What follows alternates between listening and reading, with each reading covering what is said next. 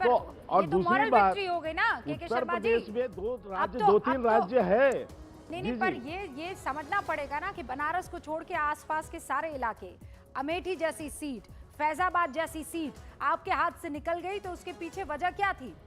प्रधानमंत्री नरेंद्र मोदी ने जीत हासिल कर दी है। इस वक्त ये बड़ी खबर है, प्रधानमंत्री नरेंद्र मोदी 1.5 लाख वोटों से जीत गए हैं। वाराणसी से लगातार तीसरी बार चुनाव जीते हैं। कांग्रेस के अजय राय को उन्होंने पटखनी दे दी है। प्रधानमंत्री नरेंद्र मोदी 1.5 लाख वोटों से जीत चुके हैं। तीसरी बार वाराणसी से लगातार प्रधानमंत्री नरेंद्र मोदी ने ये जीत दर्ज की है। लेकिन वही बात है, बनारस को छोड़ दिया जाए तो आसपास के तमाम इलाके बीजेपी के लिए कोई अच्छी खबर लेकर नहीं आए हैं। लेकिन इस वक्त प्रधानमंत्री नरेंद्र मोदी की जीत कंफर्म्ड है। ये सीट घोषित कर दी गई है।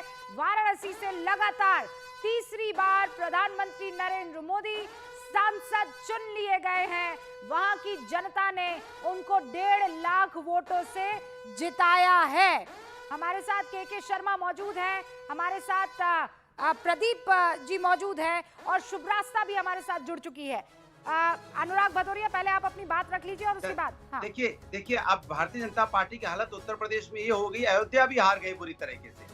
अयोध्या बुरी तरह से हारी है भारतीय जनता पार्टी। जो यहाँ बात करती है कि हमने मंदिर बनाया था, तो प्रभु राम ने भी इनको नकार दिया है। प्रभु राम तो हमेशा अपने बच्चों का ख्याल रखने की बात करते थे, इन्होंने प्रभु राम के बच्चों का ख्याल नहीं रखा, तो प्रभु राम ने इनको अयोध्या में भी हरा दिया। दूसरी बात, इनके बड़े नेता राजनाथ सिंह लखनऊ से कहते थे हम 3-4 लाख वोट से, मात्र 75,000 वोट से किसी तरह से जीत अर्जित कर पाए हैं। और अभी बनारस में आपने बताया 1.5 लाख वोट से जीते। सोचिए आप, ये भारतीय जनता पार्टी की हालत उत्तर प्रदेश में होगी कि जनता इनको वोट नहीं देना चाहती। बनारस का मंडल पूरा हार गया, पूरा बनारस मंडल इनका आ गया, एक सीट नहीं निकली है। आप पूरब से पश्चिम चले जाइए, पश्चिम से मध्य में आ जाइए, पूरी तरह से बीजेपी साफ हो चुकी है। इसलिए कह रहा हूं, तो ध्यान में देखिए ना, वो जो के शर्मा कह रहे हैं वो गलत क्या है? वो कह रहे हैं आप हार कर भी अपने आप को जीत का सबसे बड़ा सौदागर मान रहे हैं। वो लोग मेजॉरिटी में होकर भी कम मार्जिन से जीते तो है ना।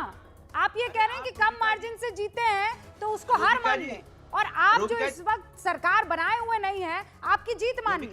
ये कैसी खुशी है? अरे रूबिका जी, मैं तो एग्जिट पोल वालों को खोज रहा हूँ, आ नहीं रहे कहीं। वो मुंह छुपाए कहाँ, कोई रो रहा है मुझे, कोई दहाड़ रहा है, कोई देखो कहीं वनवास में तो नहीं चले गए सबके सब एग्जिट पोल वाले। ये बीजेपी के ड्राइंग रूम में बना हुआ एग्जिट पोल था जो साफ जनता के सामने आते ही मैं तो उन लोगों को ढूंढ रही हूँ अनुराग जी, जो कल तक गरियाया करते थे इलेक्शन कमीशन जो है किसी और के इशारे पर काम कर रहा है। ये कैसा चुनाव आयुक्त है जो शेर और शायरी पढ़ता है, ये हमारे शिकायतों का जो है निपटारा नहीं कर रहा है, ये ईवीएम जो है हैक की गई है, अब ये सारी धांधली। मैं तो उसको ढूंढ रही हूँ जो अब तक ये सारी बातें करता था। जवाब दे रहा हूँ, आप ढूंढिए मत, मैं जवाब दे रहा हूँ। अगर चुनाव आयोग और अगर सरकार बहुत निष्पक्ष और काम करती तो शायद अब तक बीजेपी साफ हो गई होती।